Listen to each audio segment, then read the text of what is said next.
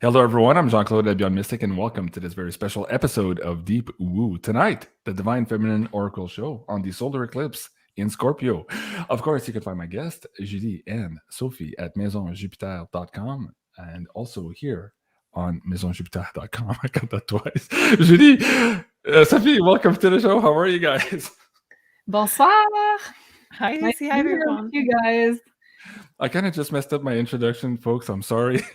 Part of your charm. I closed the window as I was trying to click to the other place, and it's been one of those days. How's it going with you guys? Oh, one of those days too for me and Sophie, I'm sure. Yeah. It's not just me. Been pretty hectic. Let's just sum it up like that. Yeah. Pretty hectic. Okay. Well, thank you so much, everyone, for joining us here on the live interactive show. Let us know how your day was. I'm interested to know here. We're going to get into the themes of all the latest bookings that Sophie is having with her clientele as well. We're going to look at the energies here, specifically for this October 21st eclipse, how it's going to affect you personally. So we'll do a little bit of a segment on that. And then also on the collective energies. And of course, as always, if we have time, we'll be happy to take your questions as we go along. So big thank you to all you guys being here. And apologies for messing up my introduction. You did not sing once again. We want the Elvis sing. Okay. Well, you should have negotiated that before the show, that if I missed my intro, I had to sing Elvis. So, okay. Maybe next time, Sophie. Good try, but no cigar. Okay. Sophie, let's start there. I just alluded to it. What seems to be the theme in the last week here in terms of energies and what people are dealing with here during your consultations at MAISONJupiter.com? I think normally the theme is pretty clear. Right now, it's the same kind of energy that is still lingering around. So what I have in everyday consultation, it's pretty much the same kind of vibration that we had the past 2 weeks. I think the intensity is starting to just be a slower, just a bit. So this is a good sign for me that the intensity is trying to go lower and lower. But I do still see break up. I still see people in bad shape, so not in the clientele, but I do see maybe people around them older who have, you know what, also getting sicker. This is the season for it. This is the eclipses for you guys. So it's still pretty much a bit of everything that I see happening. So we're still in the, we don't know where we're going next. We're still stuck.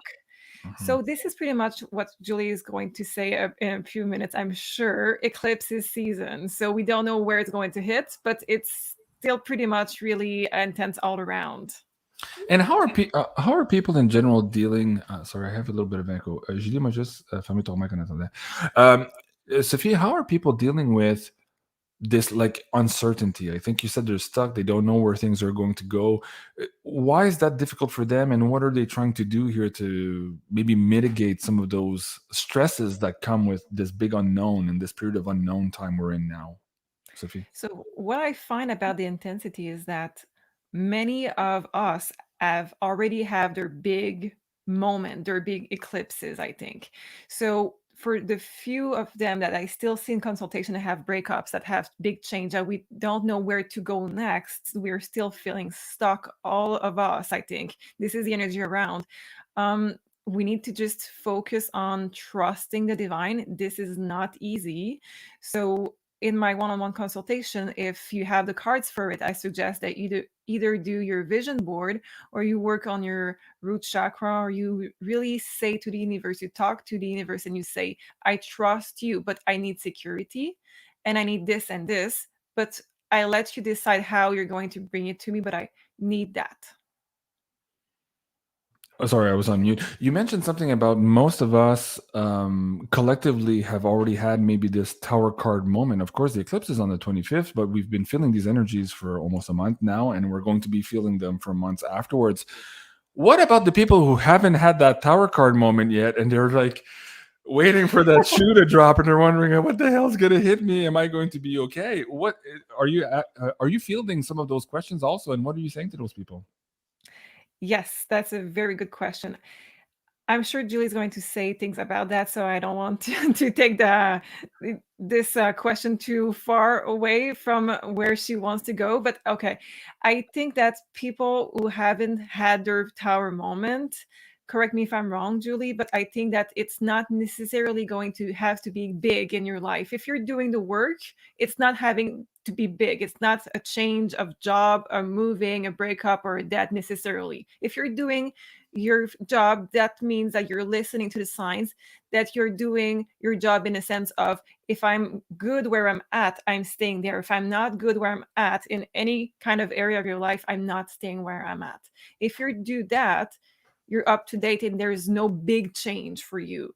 But if you need that push to make a change in your life, you're going to have this tower moment, and we're already feeling it. So for those who haven't had their big power moment, I think they're already sensing where it's going to be because the pressure is already there. Right. Oh yeah. That's a good point. I I'll agree. get to you, Julie, to chime in on that in just a second. But Tammy Brodar, she's saying, personally, I feel very heavy. And of course, there's no one around me I can talk to. For a lot of us who are doing this work and educating ourselves and divorcing ourselves from the matrix and from the illusions, we find ourselves in the same situation as Tammy here. So, Julie, let's talk about that here. For the people maybe who have not yet had the tower moment, their fear of maybe something bigger to come, maybe renchérir un peu or add meat to the bone here to what Sophie was saying, but also add to the context of that what Tammy was saying here of how it's also very important here to find community, especially specifically in these times here, so that we don't feel alone, as Tammy and many of us are feeling. Go ahead. Yeah, well, personally, I think the eclipses, as Sophie was saying, I think she was right on point, saying that it doesn't have to be necessarily a tower moment. Most cases it is, but let's not forget we have eclipse seasons twice a year. So it cannot always be as hectic and as, let's say, I don't want to say negative, but maybe such a big change in our lives. So it depends on your chart, basically, because if you have, let's say, a personal planet or a planet that's very near the eclipse point, then you'll be personally affected by the energies of the eclipse, but it doesn't have to be negative.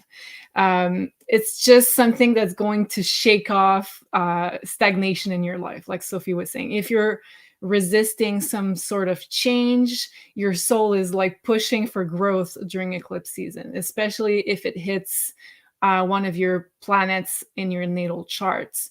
So if you have a point that's going to be triggered by the eclipse, then you're going to be personally under the spotlight for all the big changes happening. But if you're not, it could just be people around you. So it doesn't have to be, let's say, a tower moment. It's just, let's say, a portal of energy that the universe is using to trigger some change. Because let's say we're human, so we like comfort, we like security, we like routine in a certain way. So it makes us feel secure. So the eclipse is like a portal of energy that your soul is using, your higher self, if you will, to be like, okay, you discovered all you had to discover about this specific experience. Now it's time for growth. It's time for change. So it could be very uncomfortable for sure. It triggers a lot of healing, change, but sometimes it's your turn, but sometimes it's the turn of someone around you. So it has, you don't have to be under the spotlight every eclipse season.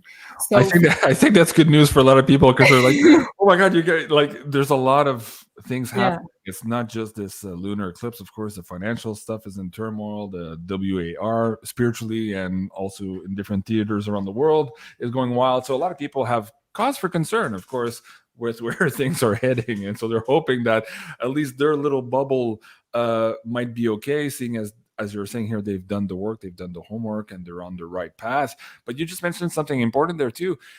It's the people around us. And I'm seeing a lot of people around me having tower, like actual literal tower card moments. And part of me, okay, I'll be completely honest. part of me feels like I just want to shut the door and just, enjoy life with the family and have a nice picnic and not talk to anybody else. But part of me feels like, oh, shoot, I might have to pick these people up a little bit and help them on their way. But I'm very nervous to spend too much energy on other people right now, because I know close to the house, to the family, and all that, that's my big priority right now. And I want to keep enough reserves to be the father, to be the lover, to be, the person in your important people's lives, right? So what do you think about that, Julie, too, here in this particular moment, not just with the eclipse, but with everything happening?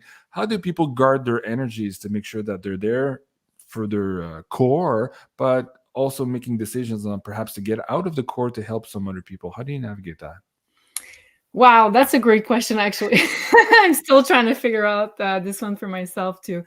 So, I don't know. Sometimes I use the cards pretty often to guide me, whether it's my own karma that I have to deal helping someone, or is it their karma? Is it their responsibilities? Is there a learning experience for them? So sometimes you try to interfere into other people's karma, and sometimes you're just creating new karma for yourself, and you were not supposed to be included in that. So sometimes helping other people can backfire at you in a way. So I'm trying to be more careful, because I want to help everybody for sure around me. So especially friends and people I love. But sometimes in the past, I was trying to help too much and to prevent people from having those learning experiences that they were meant to have. So sometimes I like to connect with myself and ask my guidance, is there something for them to learn that I'm trying to prevent? Or can I really help them, let's say, grow on their own path, which is different than mine? So this is a question I think we all have to ask ourselves before trying to be there, Right. And we all want to help everybody, but sometimes there's, en français, on dit tout le monde doit porter sa croix. Like everybody has to wear their own cross, I guess is the translation.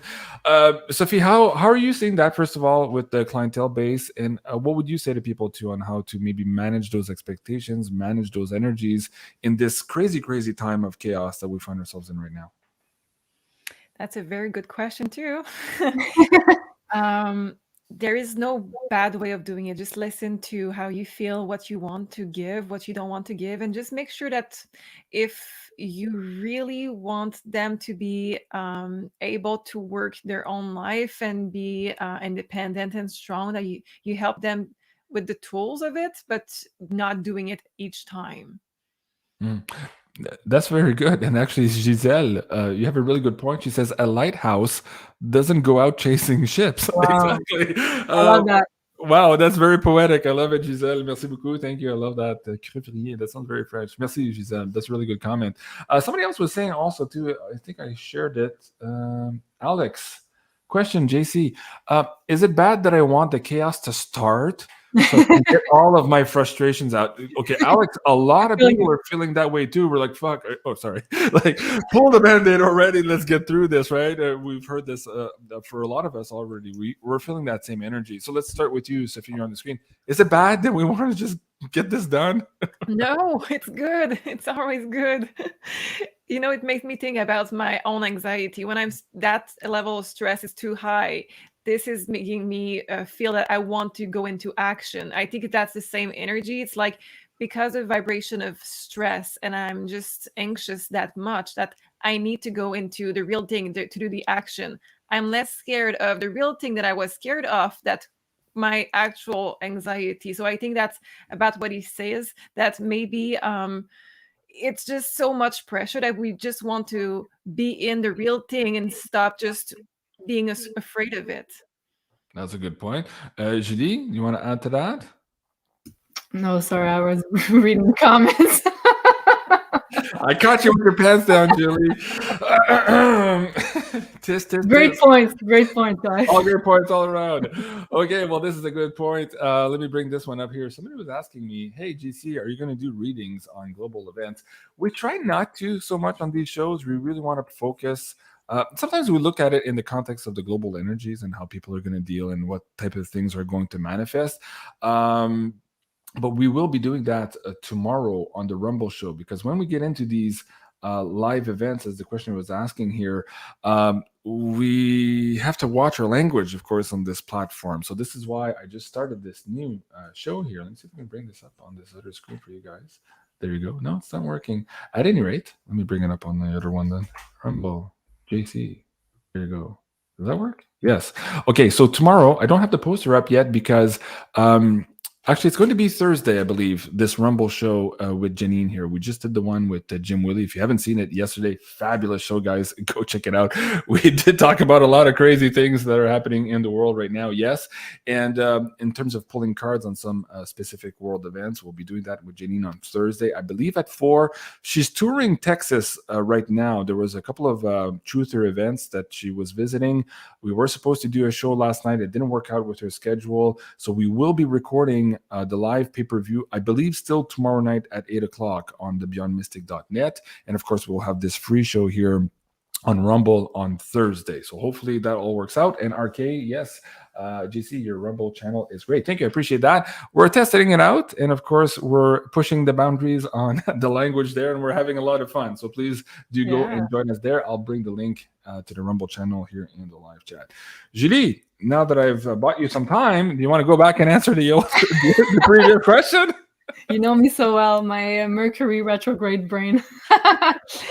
Well, I guess you were saying about this frustration that we're wanting change, and sometimes we're like, oh, it doesn't happen as fast as we would like it to go.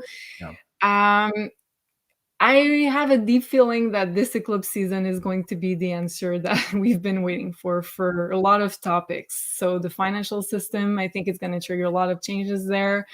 Also, if you've been waiting for some sort of change in your personal life, I think this is going to be for sure very intense, because Scorpio is the most intense of all the zodiac signs. So I think we can expect a lot of healing also, but a lot of, let's say, unpredictable events. Also, Uranus is part of the mix with this eclipse season, especially the second one in November. So I think we're going to be in for a ride. So in for a ride. Yeah. Okay. For some people hearing that, they're like, ooh, I'm not sure if I like the ride we're going to head in here. So Julie, Sophie, actually, while you're on the screen, let's pull some cards and try to decipher a little bit how this ride is going to go. So as we're recording now, of course, we're October 18. We're already in those energies. We have this big one coming up on October 25th. And just after that on November 8th. So we're not done with this roller coaster ride here by no means. But let's try to, let's maybe look at a week time frame from today to the next show next week. What can we expect in terms of the audience here watching the show? What type of energies will we be asked to navigate? It's pretty intense. Are you surprised? Don't give me a tower card moment. I think I have worse. Okay. Oh, shoot. Oh, okay. So the first card, I have my Elvis's card. So the first card is Guardian Angel, Support and Help. So this is very good. And we have it with the mental energy. So this is, for me, the intensity that I see starting to just going down a bit. So I hope that you have an explanation for this, Julie, and astrology, because I really see it and I want it to stay. Okay, so I won't comment on, on the last statement. Okay, I have Dark Night of the Soul. Yeah, This is the intensity, and we do have the 10 of Sword with this. So this is really the intensity that we all have been feeling. Don't worry, like we said, it's not for everyone. If you have been doing your work, you're not going to feel this in your personal life as much, but it's just the energy that is around. So whatever needs to be done, it's done. The last thing is we do have twin flame and we have the start of a new journey. So what I see with that is many people have been breaking up recently, and it's just to free yourself from people in your romantic life and your social life, also on not romantic, but just other relationship around you that are no longer meant for you. So this is your new journey. Right now, we are in the middle, I would say, of getting the support and this ending. But the next step is just getting free and starting with this fresh new energy. Okay. Wow.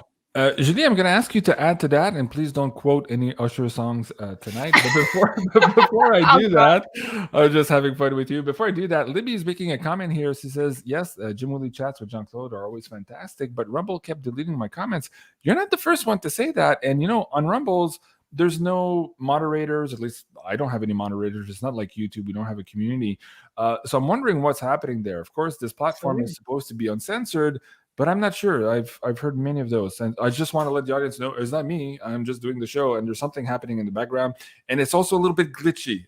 When the audience is big, a lot of people are saying that depending where they are, the servers aren't running fine, and it keeps stalling. And we're recording fine here, so something's happening at the server level. And as you know, 2 weeks ago too, they were down completely on one night. That caused a lot of havoc for a lot of people. So it's growing pains here as we're trying to discover these new uncensored platforms. So Libby, I appreciate your comment. I just wanted to let you know my whole goal for doing those shows is to be 100% uncensored myself so that I can speak freely, but also for our guests and our community members. And so that's what we're all striving for. So Julie, going back to the Dark Night of the Souls, one of those cards here, how do you tie that in here? Let's start digging into the astrology here. You want to go for the personal side first? You want to bring that slide up? Go personal, because everything that Sophie said is relating to the slide I made for this eclipse. Okay, that's so good. Before we dive in, because this eclipse is happening in the sign of Scorpio, so before I dive into Scorpio energies, I just want to make a disclaimer, because sometimes some people are triggered because they're like, oh, I'm a Scorpio, but I don't relate to any of it. So I'm not talking about people who has their sun in Scorpio specifically. In astrology, we all have a part of all the zodiac signs in our birth chart. So we all hold a bit of the 12 energy. So we're like part of the whole. So I have Scorpio somewhere in my chart. Sophie has Scorpio somewhere in her chart. JC also. So we all have this energy, lower frequencies of Scorpio somewhere, but also the higher frequencies. So I'm going to speak to all of those. So, and of course, if you have let's say a sun in Scorpio, a rising sign in Scorpio, or the opposite sign, which is Taurus, for sure you're going to feel this eclipse more than other people, but it doesn't mean because you're a bad person or whatever. It's just that the south node at the moment is in the sign of Scorpio, so we're purging out, let's say, the more lower vibration themes relating to Scorpio. So that's why we're going to talk a little bit more about the dark sides of Scorpio. So what we are all purging from the collective, but also in our personal lives, our ancestry, our shadow work. So this is all part of what I'm going to talk about. So Scorpio rules, first of all, mutual finances. So it's part of the financial axis, which is Taurus and Scorpio. And Scorpio rules everything that we pull together as shared resources. So mutual finances. So that's why it talks also about the stock market, insurances, pensions. So these are all mutual finances ruled by Scorpio. Also, other topics ruled by Scorpio, we have sexuality, intimacy. So it's also a relationship sign. So any of those themes I'm going to talk about can be very central in your life around those eclipses. So it rules the energy exchange axis, which is Taurus and Scorpio. So how we receive is Scorpio and how we give is Taurus. So, but in order for us to be able to receive intimacy, sexuality, finances, energy in general, we need to do some shadow work and work on ourselves, which is also Scorpio. So Scorpio is all about trust. So we need to heal the times we've been betrayed in this life and past lives in order for us to trust other people to receive. So it's all part of the healing of Scorpio. So let me continue reading my slide. I went on a tangent here. So sexuality, intimacy, I said trust in relationships, it rules trauma in general. So all the deep emotional work, shadow work that we all have to do is Scorpio. Also, it talks about anything that's hidden, so unveiling truth. It can be also unveiling lies. So whenever we have eclipses or full moons in Scorpio, usually there's a lot of disclosure, secrets exposed in our personal lives, but also collectively speaking. It also rules the Kundalini. So also this work, shadow work that we're doing for ourselves, it helps us activate all of our chakras. Also take accountability for our own energy, which is very Scorpionic. We're going to talk about that later on. I wrote taking back your personal power, which is like the most important Scorpio theme. So we all are being called right now to take back our personal power in a way, which is with this eclipse. So I think that's very powerful. So I wrote emotional and sexual healing, doing your shadow work to be able to merge with another. Because Scorpio, as a relationship sign, likes to really merge because it also rules intimacy and sexuality. But it's kind of contradictory, because you're not able to do that unless you heal yourself and you do your shadow work. So this is part of the healing that we're all doing at the moment. And aside from that, I wrote other Scorpio themes. So other themes that could be coming up into the ether for you right now. So, well, it rules death and rebirth, Scorpio. So let's not avoid this one. It could also be figuratively speaking a death, so the end of an experience, but also literally. It could be a birth, Scorpio, death and rebirth. It could be a pregnancy. It could be surgery, real surgery. Healing in general is Scorpio. And interestingly enough, it rules toxicity. So toxic relationships, it could be, let's say, an intimate relationship, but it could also be a relationship with your government that is toxic. You know what I mean? So all kind of toxicity are being exposed when the South Node is in Scorpio with this eclipse. So we're purging out all that's toxic in our lives as of relationship of power that's not balanced. So we're letting go of those relationships. And it also rules releasing toxins. So all the people that took some products, it could be a really good time to do a detox and to release those toxins. And even if you didn't take the product, it could also be a good time to release anything that you'll have to release. And it rules regeneration in general.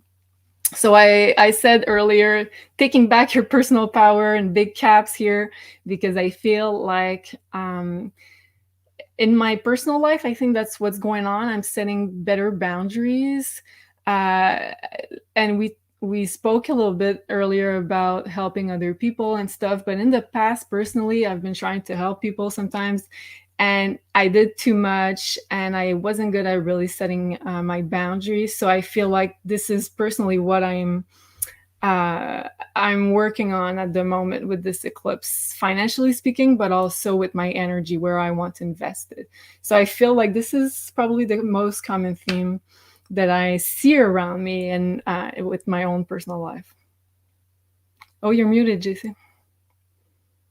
Before I ask Sophie to jump in here with the cards, also to get a little bit more precision, like when Lisa's making a good point here too, for a lot of us, that's the very challenging things right now, is kind of letting go, trusting in universe, healing so that we can receive, right? So Yeah. in part of this work, we ask the person, are you ready and willing to receive? And for most people, they say, oh yeah, of course.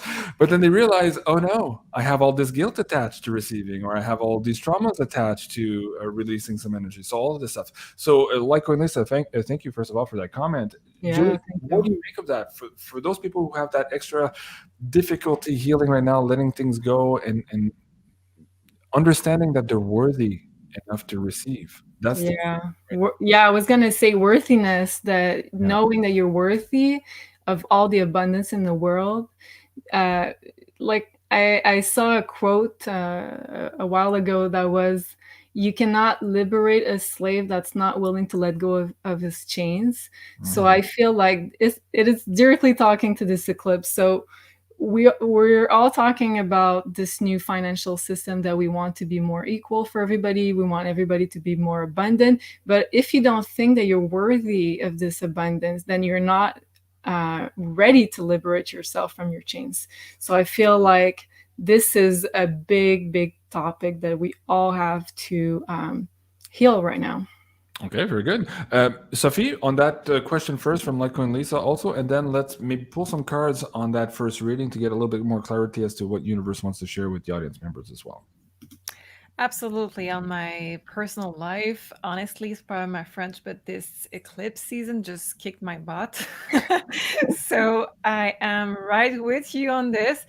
And when I say in my one-on-one or in this life that we have to release control and trust the universe, I have to do it personally too. So I do not give you advice that I don't follow myself. I know how hard it is. I know that it is really like we are without a safety net and we have to rebuild. But the eclipse doesn't remove something from your life that is good for you still. The eclipse removes something from your life that is no longer for you. So this was a block. So maybe right now the resistance in many people's life is that we don't see why it would not be good for us, but we have to trust that this was meant for us. Wow, that's really well said. And Gypsy Mama says, yeah, this is a big one for me, being open and worthy to receive. Thank you, JC, for bringing this up. Thank you, Gypsy Mama. And thank you, Litecoin Lisa, for the great question and commentary. Of course, you guys can go find her amazing work here at Litecoin Lisa on YouTube. Lisa, thank you for being here tonight. So, Sophie, let's pull some cards also and get some extra information perhaps universe wants to share with audience members here in terms of how these energies are going to affect us personally. We're still doing it on the personal energy side, and then we'll do the collective a little bit after that. Go ahead. So I just pulled the card, so I have it already. I have trouble along the way with the 8 of Wands, so this is the fastest card in the deck. This is coming fast, so again, we all know it at this point. So just meditate, try to do your work. We're going through this shall pass too, so you know what I mean. This is going to be one moment that everybody is going to feel different ways. It's meant for us. We have to trust it. I have going my own way with the 9 of Swords. This is the anxiety card. Of course, that means that for many of us, me included, we have to really rely more on us personally for anything and not on power structure, not on someone else, not on some job, not on some place. We have to really find a power within us. This is really stressful. 9 of Swords is the energy we had 2 weeks ago, I think. It's not easy, okay, but it's going to be better in the future. And just as a proof, we have more stable. So I know it's in red and you don't see it, but it says stable and long term. So this is very good. And we have the Page of Cups. This is very small energy, the page. So this is not a king. This is not a 10 of Cups, but this is a brand new beginning of stability, the way that you really want this and the way that it brings you more happiness. Okay, very good. You guys both spoke of doing the work. One of you, I think, said shadow work. Sparks of Life of Light is asking, hey, please explain shadow work. Thank you for your wisdom. Love you guys. While I have you on the screen, Sophie, what do you mean by that? And I know this is a big theme for when you have readings, personal readings with your clients. What does that mean for you when you say you have to do the shadow work? What are you looking at exactly when you're doing shadow work? So for me, maybe it's different from other people. For me, would be included past life too. So for me, it would be included all of your fears, everything that you could have in the back of your mind and just do your day to day. And you just don't look at this, you push this on the side. But we have once in a while to just say, okay, I have to face it and I have to overcome what I really fear. I have to overcome also my limiting belief. I have to really face and not just trying to avoid. Wow, that's really good. Julie, do you want to add to that? Shadow work? Yeah. The way I know that I have to do some healing personally is that if I'm confronted with a situation and I feel triggered emotionally, like I feel a lot of emotions, anger, fear, frustration, whatever it is, then I know there's something underneath what's going on in the situation that's actually being brought into the life for me to heal, to ask myself, where is that emotion coming from? What do I need to heal according to that? So take accountability for my own emotions and don't try to project them onto other people, which I think is a big one. So I don't pretend that I'm that I'm a master at it, but I try to take to be more conscious of my emotional reactions. Sarah and I went to this meditation.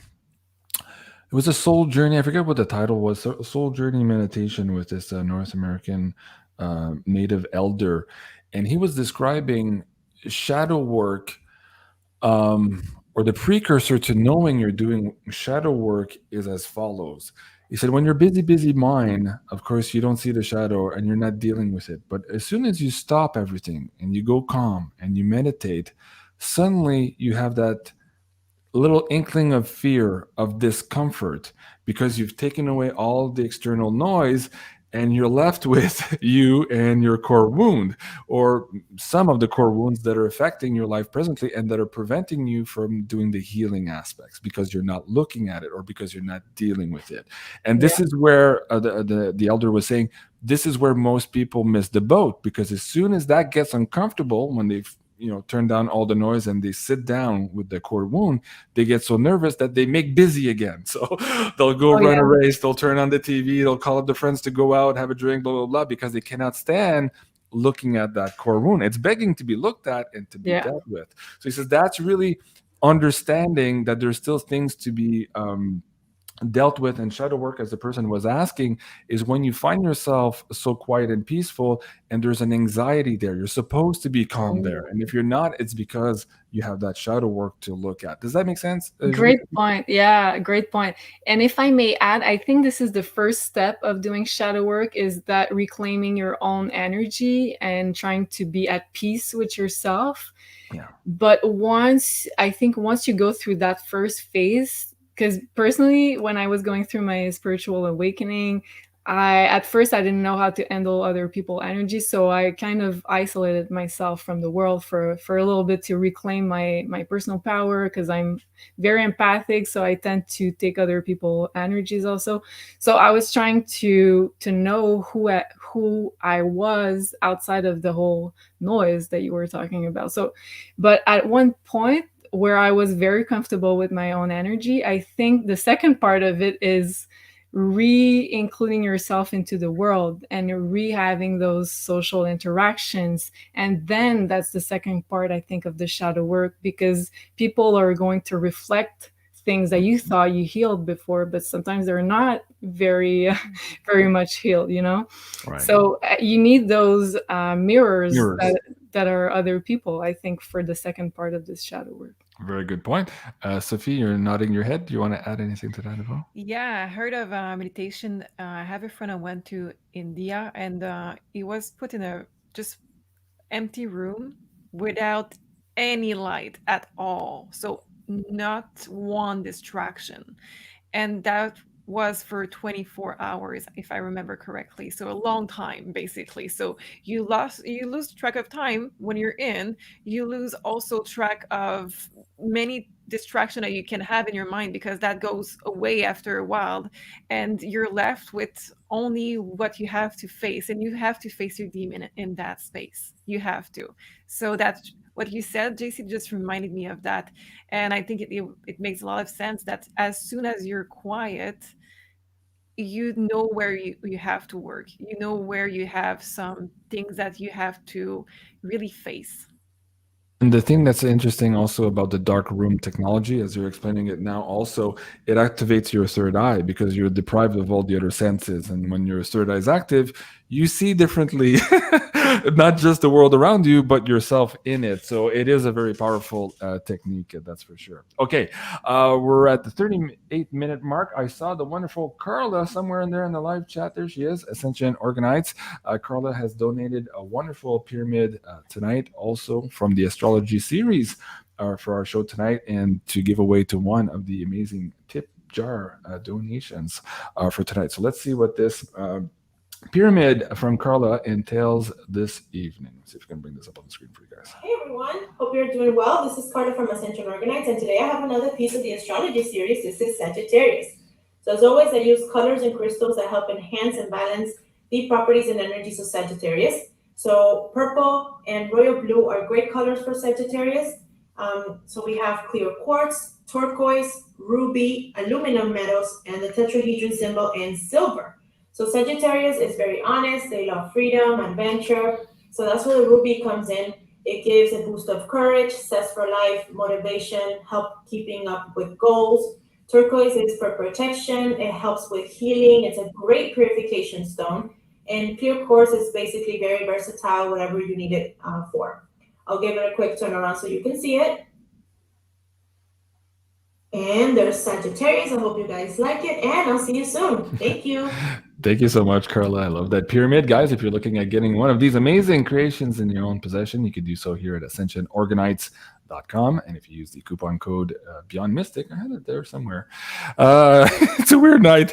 You'll save an extra 10% off, yes, on these amazing pyramids. And given the fact that we are dealing with some tough energies and there's a lot of breakups going on with these eclipses, what do we have for the audience members in terms of crazy crystal moonlight infused candles? Julie, what do we have tonight? We have the beautiful romance candle. So this one is peach and chocolate fragrance, and it's infused with carnelian, which is activated at full moon by Elena, the one and only. So this candle, I think, is really good to put some more love, self-love also included in that romance. So sometimes we think romance is only with a partner, but I think it's very important to give some love to ourselves. And also Venus is conjunct the eclipse. So we all need to put some more love. I think it's going to be the key, right, Sophie? Yeah, love is the key. That's on my t-shirt, guys. So if you don't get hold on. Let me see. There you go. Love is the key. And show us the key. Oh, the key. I have the key. So there we go. I absolutely love it. That candle is my favorite. It smells amazing. Yeah, it's really nice. Guys, of course, if you want to get a candle here, you can do so at MAISONJupiter.com if you look at the candle section there as well. And of course, you can find the personalized birth chart. Somebody was asking earlier, oh my God, just listening to Julie, I want to learn astrology. Well, you can start here with your personalized birth chart. Explain how this works. This is a digital product, Julie, and how do you personalize these for the audience members? Yeah, so it's a digital poster. So everything is going to be sent by email. So it's printable and also perfect for to frame on your wall. So you make sure it's a reference point having your birth chart. So this is the exact placement of all the planets at the moment of your birth. And also it's a very important self-knowledge tool that you can use throughout your whole life. So you're going to have the same birth chart for the rest of your life for sure. And you can also take all the astrology aspects that we're talking about through these shows and locate them on your own birth chart and have some more knowledge in how those events are going to affect you in your personal life regarding what house it's going to fall in. So for example, this eclipse is at 2 degrees of Scorpio, so you can locate 2 degrees of Scorpio in your birth chart. Thank you, Lakeside Laura. She's amazing. And so yeah, it's gonna fall in one of the 12 houses, and you're going to get more information on what house and what aspect of your life is going to be activated. Okay, very cool. And so, yes, there's a lot of, first of all, a lot of people are saying, wow, that was an amazing pyramid. I completely agree with you guys. And also, yes, really cool candle. If you haven't already tried them, please at least try one and you'll see, you'll come back for more. They're really, really amazing. But speaking of Elena, Julie, very quickly here, let's take a sidebar. Elena's recording a course for the Academy. Are we ready to maybe hint that to the audience members as well? And also, I think so. Okay, let's start there. What is Elena going to share with the audience? Okay, so I don't think I pronounced that right, but she's going to teach Feng Shui. So is it Feng Shui? I don't know how am I supposed to pronounce that exactly. So I pronounce it the French way, so it's Feng Shui in my head. Feng Shui. So, Feng- so yeah, it's a very ancestral science, art, science, whatever you want to call it, on what to place in all the 9 bagwas in your house to have the best energies for all the aspects. So this is a very important science.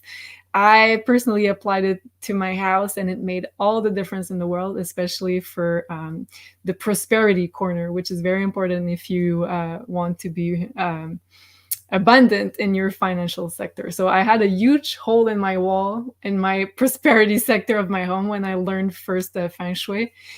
And when I repaired it, it started to go a lot better. So Elena is going to teach all about it, and I think it's going to be a great course. That's so cool. So, guys, that's coming up, of course, on the BeyondMystic Academy. Of course, right now, the Tarot Level 2 is up and running, and Janine is hard at work, even with her hard travels to this Truther conference in Texas, where we're going to talk to her maybe live tomorrow and also on Thursday. She is recording also now Level 3 for you guys, where there's going to be a lot of workshops involved in that as well. And speaking of workshops, Elena will also be back to do some singing bowl meditations. I know we did one live once for full moon, and a lot of people are asking, hey, can you bring those back? That would be really cool. And Elena has such a way of managing those meditations, live meditations. I thought it was absolutely amazing. So we will be bringing that to you guys here also. So she's a Scorpio, so she's a shaman naturally. Absolutely. Okay, Sophie, we'll get back to you a little bit here. I know you weren't supposed to because you're working on your own course, but you still decided and you managed somehow to add some priority bookings here to your readings with the clients. I'll get back to that in a second. Julie, we're already 45 minutes in, and we have to look at this full moon eclipse and how this new moon eclipse and how it's going to affect more from the collective standpoint. Let's run through this one here, and I already have quite a few questions here from the PayPal tip jar I want to get through tonight as well, to thank all of those people supporting us here on the show. Go ahead, Julie. Okay, so more on the collective aspect of this solar eclipse. So this one is a new moon solar eclipse in the sign of Scorpio, and it's going to conjunct almost exactly at 2 degrees the planet Venus. So we're having the sun, the moon, Venus, all at 2 degrees of Scorpio. So you can locate that in your own birth chart to know in what house it falls. But also we have the south node that's going to be at 13 degrees, so a few degrees away. So it's like a mixed bag of energy, I'd say, because a new moon eclipse, we're opening up a new cycle. We're starting a new chapter in our lives, but also in the collective energies. But with the south node, it's like, okay, you'll be able to open up a new chapter, but first you got to let go a lot of the old that's dysfunctional, that's not, that's bringing your energy down. So, a lot of this energy that we're having to let go of has to do with the financial system, collectively speaking, because it's the way we've been enslaved. And Scorpio also talks about this power struggle of enslavement in the lower frequencies. So collectively speaking, Scorpio rules banks, the IRS, stock market, taxes, pensions, mutual funds, tax havens, insurance companies, the mafia, hidden money, hidden power, and also the dark cult. So so all of those are potentially going to be exposed near this eclipse, because we're letting go of a lot of those. And we're starting up a new cycle that's not going to include as much toxicity ruled by Scorpio as before. So I think it's going to be, well, I'm looking forward to it. And it's going to conjunct the planet Venus. So Venus is sort of helping us feel this eclipse in a bit lighter way, because Venus brings a little bit more love and harmony into this very intense and tough energies of Scorpio. So as I said, South Node has to do with letting go of past karma. So past collective karma, past ways that we've been enslaved to the system, past lives, all of that is going to have a lot of healing potential around this eclipse. And also this eclipse is at 2 degrees of Scorpio, and 2 degree is a Taurus degree, which is the opposing sign. So Taurus is all about money. It's about the financial system. It's about resources and currencies. So this is going to be very financial for the world, I think. Potentially something big happening regarding currencies, maybe some currencies disappearing, maybe going down, maybe the banks going bankrupt, maybe there's going to be no more physical money, who knows.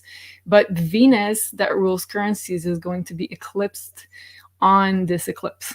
So the Sun and Venus are both going to be eclipsed. So that means we could be facing a crisis involving something disappearing from the money system. Also, I think I spoke about that on other shows. I'm just going to recap for the people that don't know what I'm talking about. But Mars, which is the traditional ruler of Scorpio, so ruler of this eclipse, conjuncts the asteroid called Silver at the very moment of this eclipse in the sign of Gemini. So I think it's going to be good for the value of silver. Mars rules power. So it's going to give a lot of power, I think, to silver in regards to trading, which is Gemini. Gemini rules trades and communications. So we could also be seeing a new innovation that's using silver into its new technology, because Mars rules innovations and new technology. So it could be let's say, a space technology, but also a communication technology, or both, who knows. But I think this would be a really great aspect for silver. And Mars is also super powerful at the moment of this eclipse because it's stationing to go retrograde. So it's not moving or not appearing to move in the sky. So it makes it that much powerful. And it's an Aries degree, which is all about power, innovations. And lastly, I wrote on the last line, ancient prophecies would talk about a male figure being eclipsed during an eclipse. So that could coincide with someone leaving the stage, a male figure maybe. So yeah. Wow. Okay. There's a lot in store there. Stefano says, JC, your show is great and Julie is hot. You ain't seen nothing yet until she starts quoting Usher songs, man. I tell you. Thank you. Thank you for the compliment, everyone. I love it. Okay, Sophie, one thing that strikes me there too, I want you to pull some cards, is we're going to have to let go of something that's attached to all of this. The IRS, the financial system, the banking system, the dark cults, the hidden powers and all that. Let's pull some cards and see, well, what does that look like? Is that to our advantage? Or we're letting go of something to perhaps be forced to something else? Like, a lot of people ask me that. Well, here's the new boss worse than the old boss, or something like that, right? What can we expect here? What are we letting go in terms of these scorpionic systems of controls, and how can that help us actually? So far I have farewell. So it looks like I have farewell, and underneath farewell I have the abundance. So I think we're going to have some news, of course, of the financial system. And yes, something has to go. We have farewell here. So what could it be? Like, oh, the tower. Okay. Yes. Okay. Something big, guys, is happening. And it's about the resources that we have. We're going to be asked to be patient about something. We're going to be asked to be flexible on something. It's not something that is planned. So it's something that in the mainstream media is not planned. Let's say that. Yeah, something really surprising. What could it be? Let me just take one more to get a clue on what it could be. And while you do that, collectively, we all just want to give you a hug, Sophie. Thank you. You're welcome. Thank you, DEV. Go ahead, Sophie. 6 of Wands. So this is really a big loss for the bad guys. This is a big loss for the bad guys. I have the success cards, guys. So this is amazing for where we want to go. This is a success for us. This is a success for everybody that is rooting for big change that is going the right direction. But the tower is going to be surprising. And for a while we know it, we're prepared. It's something that can be scary. So be prepared. Something is changing. I'm wondering if that letting go is letting go of the control mechanisms. We're Yeah. seeing wild, wild things happening right now in the silver and gold markets, both at the LBMA and, of course, the COMEX. The drain of physical metal continues. Of course, the people in the know are draining. They're front running here, perhaps the cards, of course, that Sophie is pulling. So, guys, if you're looking at maybe getting your hands on this stuff, you can do so here at beyondmystic.net/silver. The 23 silver Britannias are back in stock here at $7.50 over spot. And of course, you can get some gold coins as well at $85 over spot. And if you're a Canadian subscriber, just click on the mfbullion.ca to get the Canadian specials here for our audience members. And of course, the Beyond Mystic silver bars are also still available. Now, in terms of what's happening with silver, I was supposed to have Andy Sheckman and Bill Holter today on the show. There was a little bit of a scheduling conflict, so that is now rescheduled for Monday, October 24th at 3 p.m. Eastern. So please join us for that. We are going to be talking everything about the precious metals right now and what seems to be happening behind the scenes and how perhaps it ties in with a lot of what Sophie is pulling right now. And also join us this Friday night on the 21st at 8 o'clock Eastern for the second time of this collaboration here between the astrology and the Luxies of Penny Kelly. The first show was absolutely amazing, off the hook. If you guys haven't seen that, go check it out. Penny, myself, and Julie had so much fun putting that together. And of course, we're doing it again here this Friday night at 8 o'clock Eastern. So please do stay tuned for that one.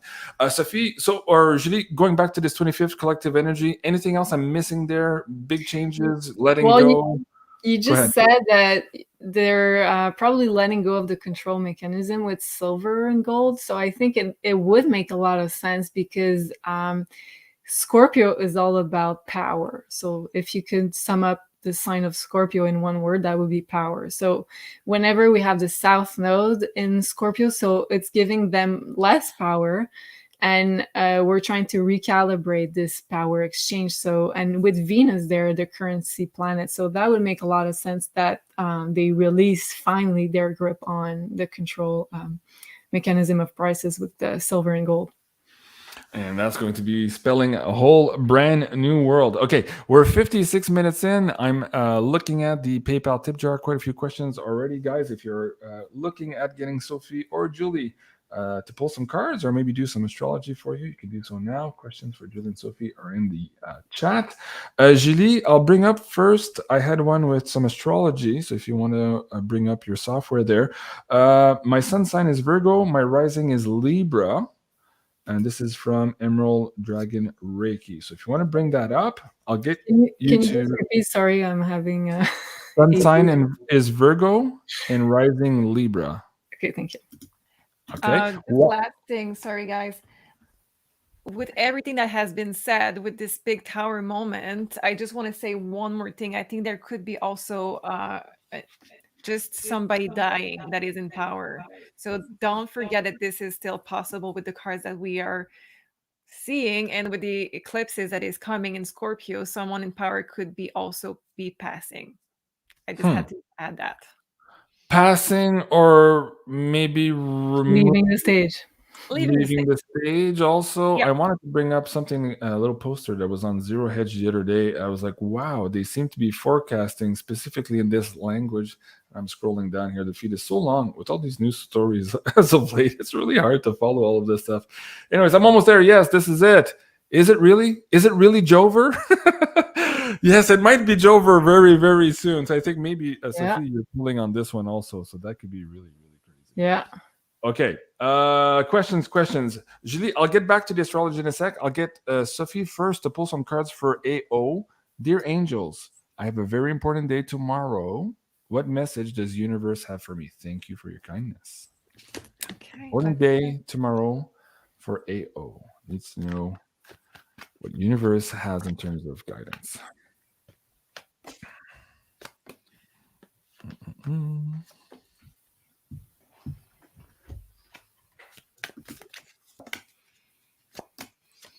Okay, because I know you, I will get a little bit more in detail. So I have in your card the devil and invisible man in the past. So you have learned a lot from that energy.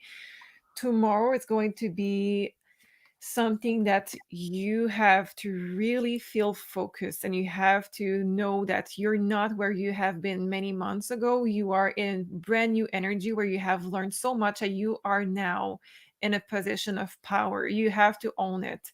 So I do have the Emperor for you, and you have to claim it. This is being grounded, this is being focused, this is being in your power, and it is your time. So I'm sending you tons of love. Tons of love to AO. And I have a specific meditation for somebody in the chat. I did see it go through a couple of times, guys, so I will get to it. Let me just finish some of the questions here for PayPal first, and then we'll get to that last collective. Big hug for somebody in the chat who's having some difficult times.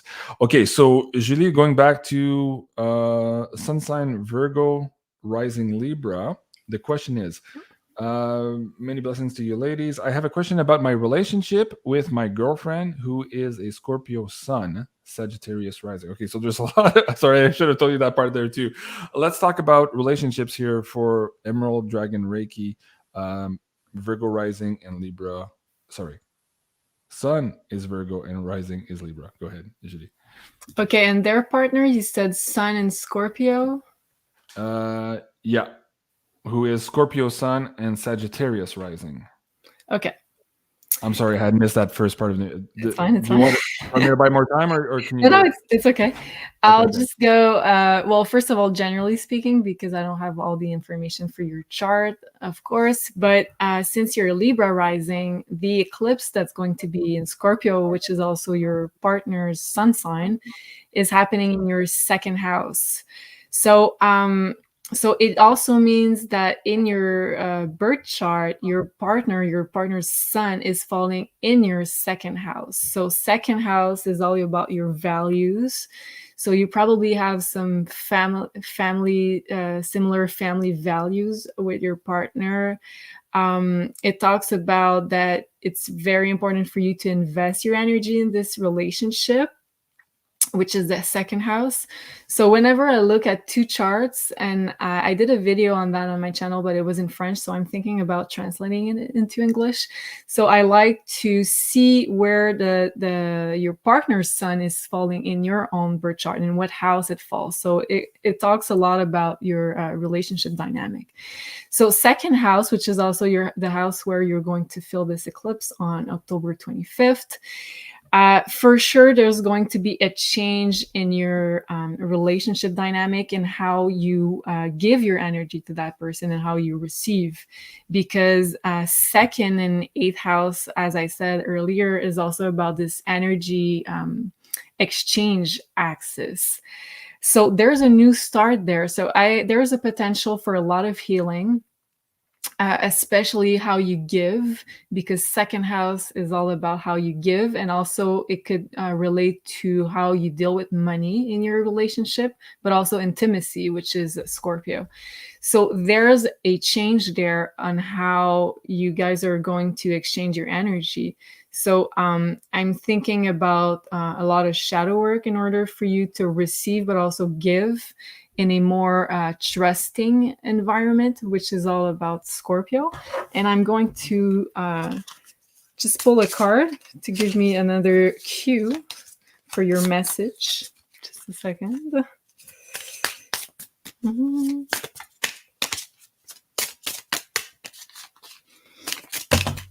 Okay. So, okay, I have my card, fifth house, creativity. So I think there's a lot of positive healing themes that could happen to you. Fifth house is all about dating, romantic. So maybe having more of relaxed time with your partner. There's a chance for you to have a rebirth of your relationship. Fifth house is also having more fun, generally speaking. So doing fun activities together, even if you're in that age group and it's something you would like, there is a chance to conceive either a baby, but also a mutual project. So I think there's a lot of positive new starts that's possible for you. JC, you're muted. Sorry. Well, sorry, I was hearing an echo there as I muted myself. Okay, Harry Chadwick says, I don't know anything about you guys, but you made my evening. Love to everyone. Wow. Okay, love you too, Harry. That's really cool, man. Yeah, and please share it if it makes sense to you and you think people might benefit from these conversations. Please do, and that goes for all of you. Please remember to like, share, and subscribe. Really appreciate all of your work. You can do so, of course, on Maison Jupiter and here on Beyond Mystic. Eric Klein says, great show as always. Thank you so much. There isn't a question there, but thank you, Eric. I appreciate the donation. The next one is Carrie Kennedy. I was going to say, I thought it was Carrie Cassidy. No, it's Carrie Kennedy. She says, I'm turning 70 on November 8th. Okay. Scorpio is my sun and moon. I think my birthday will be memorable this year. Yeah. You're on an eclipse, of course. So let's see what we can share for Carrie Cassidy. Carrie Kennedy. I'll ask Sophie first if she wants to pull some cards while you realign the astrological wheel for her there, Julie. So November 8th, birthday, 70 years old. Carrie, what do the cards have to say for Carrie in her birthday? Sophie.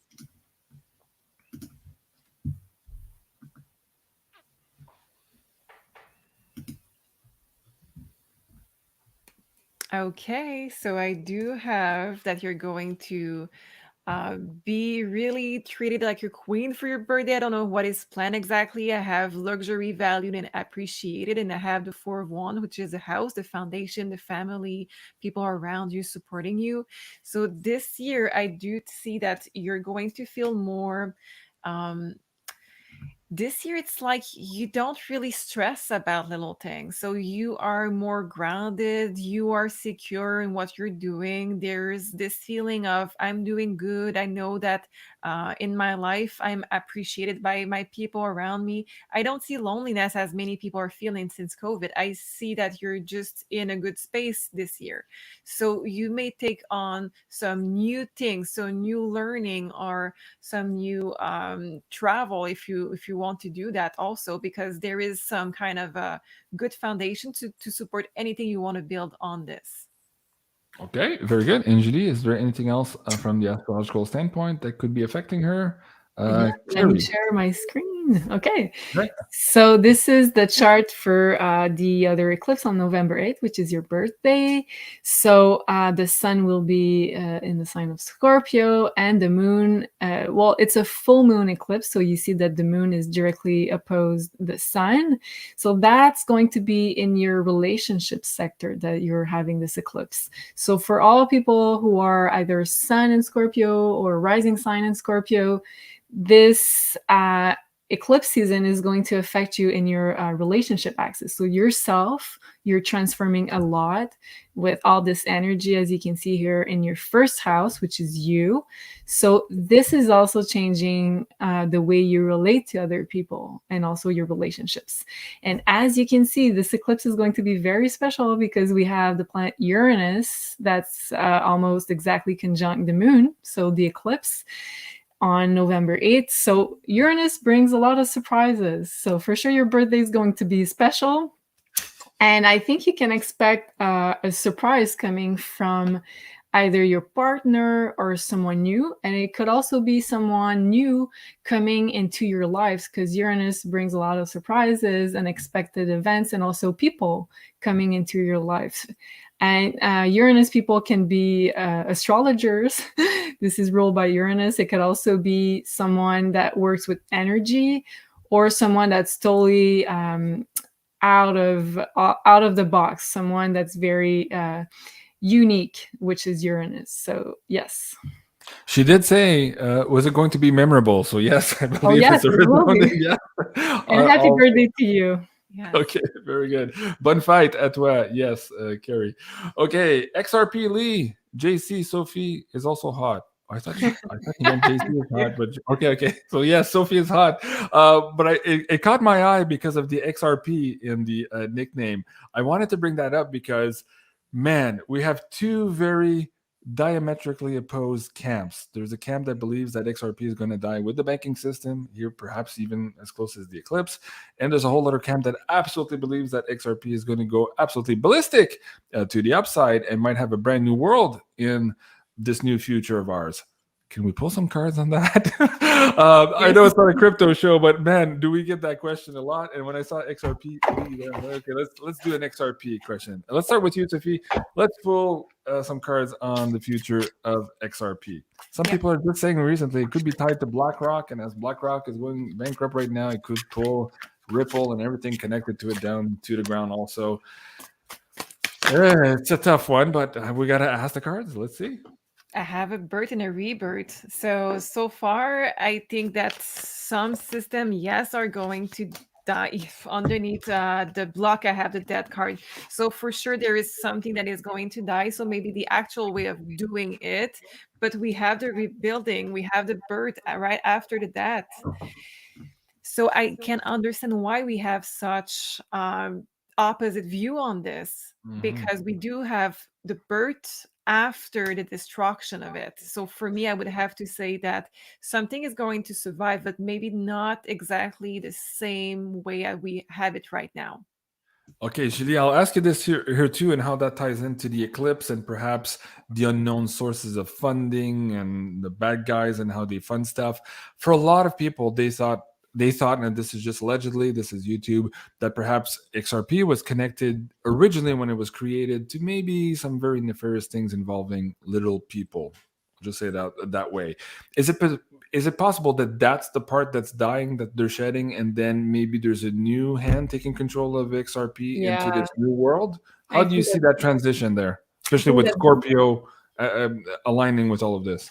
So that would make sense. Yeah, I think you're right, JC. And that would make sense about what Sophie had, because she's talking about the death and rebirth. So it might be plunging for a bit and then go higher up once it's released from all the bad, let's say, influences.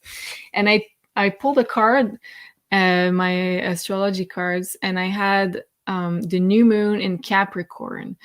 Hard work is paying off. So new moon in Capricorn, first of all, new moon, it talks about a new start. So also relating to what Sophie was saying. But Capricorn is like the marathon runner. It's not like the sprinter.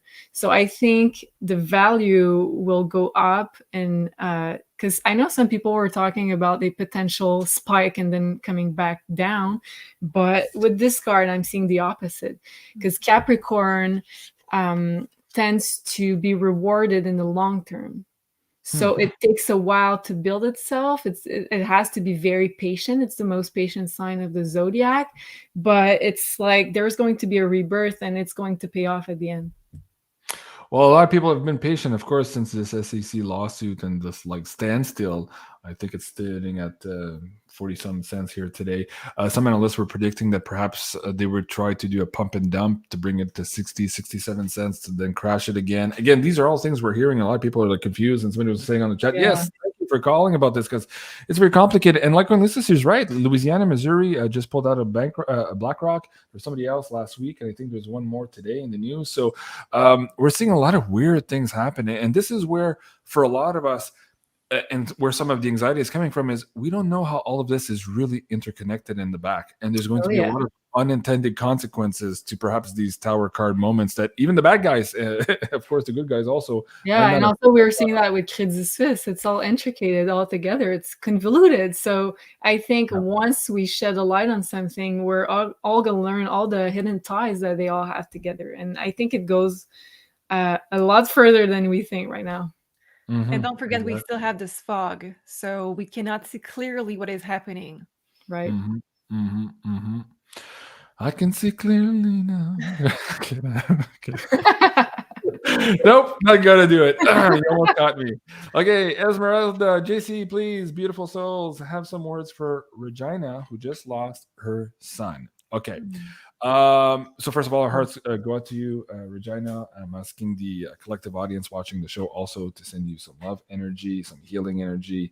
But let's pull some cards here, Sophie, and see what we can glean here. If there's any words that perhaps Regina needs to hear from universe, let's start there. And Julie, I'll ask you also if you want to pull an oracle card.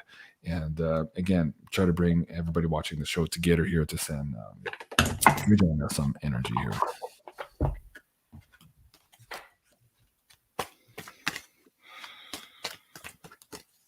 It's by result. Sing it, JC. Sing it. Nope, not singing. Oh, you kind I'm of just, there. I'm just I teasing was you ready guys. to be a background dancer in the back. Right. Okay. Okay, so I have the cards. It seems that we have this soul passing on the other side. So I don't know when that happened. I'm really sorry for the loss. I cannot imagine how it feels. So this is the passing of the soul. It's very peaceful. So all I can say is that it is done with really tons of love, and we have the temperance card that just goes with this. So tons of support, tons of love and guidance for this soul that is passing. Now, we do have for the mother, we have the Queen of Pentacles, and this is the nurturing, the caring queen. So, of course, in those moments, it is very, very difficult to think about herself sometimes, but this queen is asking you to really stay focused on some routine. So we went through something, I don't want to say similar, but we went through a grieving process. We know how it feels. I cannot even imagine for a son, but we have to take it day by day. But with this card, I'm asking you to really stick to some kind of routine, to stay grounded, to don't lose the contact with what you are experimenting with, people around you, because this is down to earth, very taking care of yourself. Okay, very good. And Julie, what would you like to add to that as well? So first of all, sending you a lot of hugs, Regina. We're all thinking of you. And I have pulled a card from my unicorn deck for you. So I have the card that says Unicorn Portal, focus your light, listen for a message. So there's like a gateway on this card. So I feel like you're going to have a lot of messages from your son from the other side. And I just want to read a little excerpt of the booklet. It says, a portal is a high frequency space or gateway to another dimension. When you draw this card, unicorns are asking you to create one in your home, office, or somewhere special so that they can step from their domain into yours. So I think your son wants to communicate a lot of messages with you. So he wants you to create like a sacred space for you guys to connect, because it also says listen for a message. So there's a lot of stuff I said, I think that was left unsaid. So I think he's using this opportunity to communicate and grow even more closer to you, because love is like the bond that's going to connect you forever with him. Wow. I just got some goosebumps because I did an interview with, oh my God, I forget her name now. She was a guest speaker on Litecoin Lisa. She had lost her son, and she wrote this book called, I think, Don't Trip, Potato Chip. I think that's the title of the book. I'll look for it here before we leave on the show. And when I read it, of course, to do the interview, it brought me to a lot of emotions, of course, as a father, and so I resonate with all of this. So I first of all, I want to say thank you to everyone in the chat sending their love to Regina. I think you guys are absolutely amazing. That's what's beautiful about this community. I'll bring up that book because I think it might be a very good resource, not just for Regina, but for everybody else here who are also dealing with this in their lives, as Julie and Sophie are just mentioning, and everything else that's happening in the world with some of those difficult, nasty products out there being pushed around. So we're all going to be dealing with this maybe more and more here moving forward. So I'll bring up that book before I go here. Sophie, I mentioned earlier that you're hard at work on your next course, but still you're managing to add some time here to the priority bookings. And as Julie was just talking about this gateway card here to glean some more information, how do you help people here in your tarot and past life sessions here to glean more information and to navigate these particular lives here? What do you have now in terms of booking availability? And what do those sessions look like for the people who might not have had a session with you yet? Sure. So what it does look like is every time it's different. You get a session that you really need at that time. So for everyone, it's going to be different. Some people have a list of questions that would be okay, that we do all of your question. Some people want to start also with past life before they ask question. This is also very good. So we tend to look at, where are you at this moment? Where is your energy going? Do we need to know something about your soul to help you to go to the next chapter of your life, or release some energy that you don't need anymore in your life? So that's why I start with past life normally, if you want to start with that. In terms of when we have timing right now, I know that it's really booked. It goes at the end, I think, of November. That's why I really wanted to have some priority booking for this week. I just added a few because I'm trying to record everything possible to finish the course on past life to help you guys with this.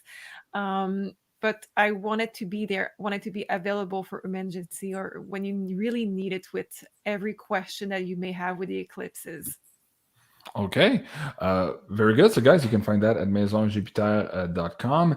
And Julie, help me out here. Just going back to these, to all of us collectively who are dealing with some of these passings right now, too. I know you and I have talked about this quite a bit on the Astrological Woo, Astro Woo show as well, because a lot of the changes that we're all feeling personally are because of this change in the social order and people disappearing, and perhaps new responsibility coming towards us because of people disappearing. What would you share also for the people here who are maybe already gone through that situation and who are going to have to care for other peoples who might be also very soon having to deal with that as well? Well, JC, great question. I think like the way I like to think about it is that we're all going to change roles in some kind of way. So people passing on the other side, they're not going anywhere. They're going somewhere because they have to accomplish another mission for themselves, or also to help humanity in some kind of way. So this is the way I think about our dad's passing. So I think he's doing some other mission on the other side. And I think whether your mission is to be here on Earth to help this density shift that we're experiencing, or you're doing something on the other side, helping people, or on another planet, I think we're all playing a part in this shift, especially people watching the show. So it's just a matter of changing roles and helping in the way that suits best our gifts and abilities, whether it's here doing something on the physical realm or on the spiritual realm. Right. Libby's helping me out. Yes, love that lady. Her name was Amy Fulmer, and I did interview her. It might have been my first Beyond Mystic channel. I can't find the video now, but this is the book, Don't Trip, Potato Chip. Swear to God, read this book, share this book with people. Not necessarily just for mourning, but it makes for better humans. And if you can find that old video of mine, you'll get to see me crying quite a bit in the video. It was the most difficult interview I've ever done, but also the most... probably one of the most fulfilling. So don't trip, potato chips. So I hope that helps you guys, or whoever was supposed to hear that in the chat here tonight. I wanted really to bring that up here before we left this evening. Last words of wisdom. I'll start with you, Sophie. Crazy roller coaster ride. That's how we started the show, from here to next week. Anything else you want to share with the audience here before we go? Okay, King of Cups. This is the last card, guys. So King of Cups is asking you to be really mastering your emotion. This is also one of the lessons of the eclipses. Yes, there is things coming out of your life. There is things that is coming in your life, but it's also all about, how can I stay more stable? How can I learn to deal with grief or angry or anything that you may feel? So try to understand and welcome your emotion to the best of what you can do. Oh, wow. Very good. Okay. Hank Witt says, excellent show tonight, JC, Julie, Sophie, and chat. Thank you so much, Hank. I appreciate Thank that. you. And Julie, how about you? Last words of wisdom before we go. Okay, so I pulled a card, an oracle card from Children of the Cosmos oracle card. So this one is Lemuria is rising, returning to our origins, heaven on earth. So I think when we get caught up in all the drama, the intensity, the emotional charge of all the changes that are coming, it's easy to lose track of what's happening in the whole. And what's happening is that we're recreating this heaven on earth. So I think we have to keep focusing on it. I love it. Thank you so much. And thank you to all of you supporting our show. Thank you to everyone in the PayPal tip jar. I couldn't get to everyone, of course, but we truly, truly appreciate it.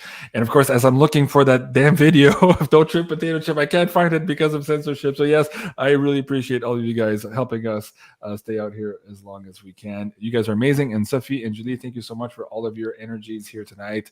It's a big blessing to have you guys on our show. And of course, guys, you can find Sophie here at MAISONJupiter.com, and you can find the birth charts there as well as the candles. And if you use, again, BeyondMystic is the coupon code, will give you 10% off across the board. And you can find them on Maison Jupiter here, also on YouTube. I'm Jean-Claude at BeyondMystic. Please remember to like, share, and subscribe. And we'll see you soon. Au revoir. Bye. Bye. Thank you.